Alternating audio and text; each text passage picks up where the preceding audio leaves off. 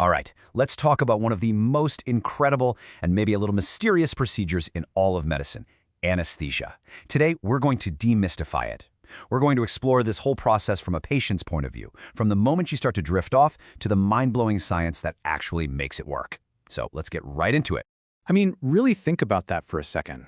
It's an amazing question, right?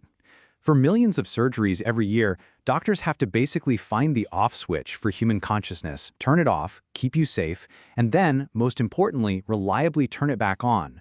So how on earth do they pull that off? Well, before anyone goes under, it's really important to understand what anesthesia is actually supposed to do.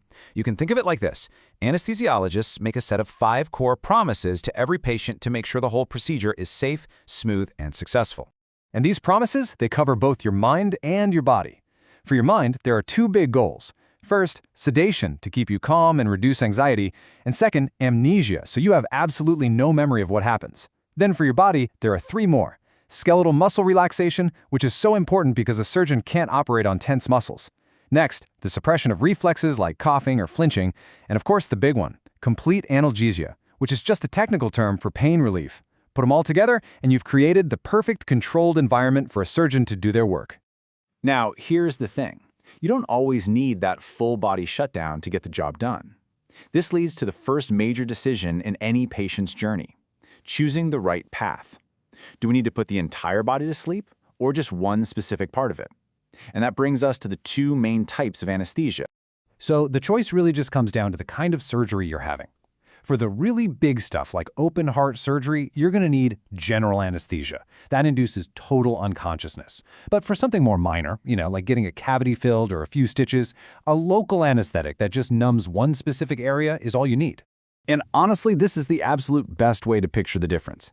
General anesthesia, that's like walking over to the main fuse box and throwing that big main power switch. Boom. The entire house goes dark. Local anesthesia, on the other hand, is just flipping the little circuit breaker for the kitchen.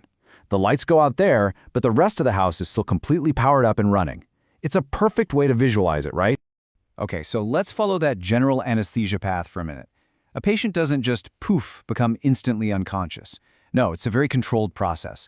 They're carefully guided through 4 distinct stages as their central nervous system is gradually and safely suppressed. And to help us keep these stages straight, there's a really simple mnemonic we can use. AESM. Just think, all elephants sleep midday. Keep that phrase in your head as we walk through this journey into unconsciousness. Okay, let's break this down. Stage 1 is analgesia. This is where you start feeling drowsy, pain fades away, but you're still awake. Stage 2 is called excitement. It's this brief, kind of tricky phase where a patient might get a little agitated, so doctors try to move through it as fast as possible.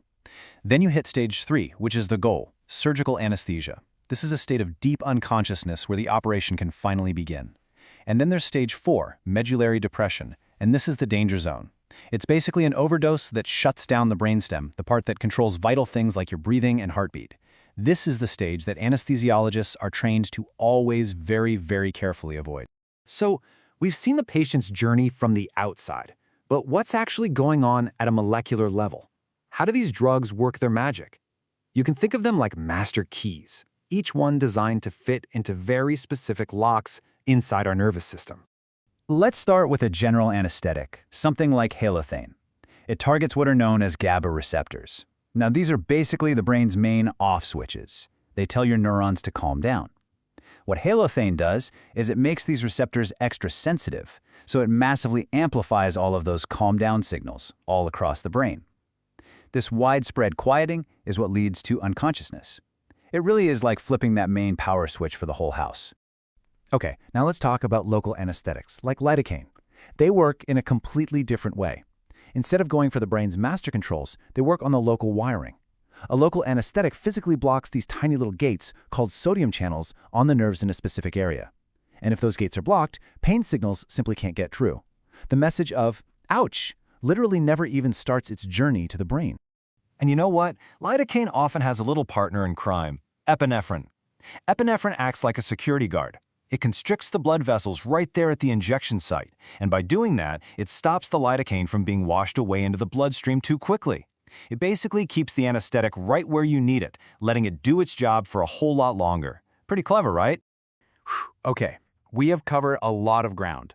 So let's wrap this all up with a super quick cheat sheet just to make sure we lock in the most important takeaways.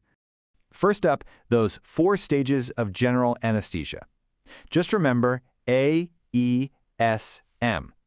analgesia, excitement, surgical, and medullary depression.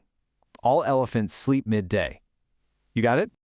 Next, how they work. It's simple. General anesthetics target GABA receptors in the brain, and local anesthetics limit the sodium channels in the nerves. G for GABA, L for limit sodium. And finally, don't forget that big picture analogy. General anesthesia is the main power switch for the whole house. Local anesthesia is just the circuit breaker for one single room. When you really step back and think about it, anesthesia represents an incredible mastery over the brain's most fundamental state, consciousness itself. We can turn it off and on with remarkable precision, and that just leaves us with a final big question. Now that we've mastered this temporary state of unconsciousness, what's the next frontier in our ability to safely control the functions of the human brain? It's pretty amazing to think about.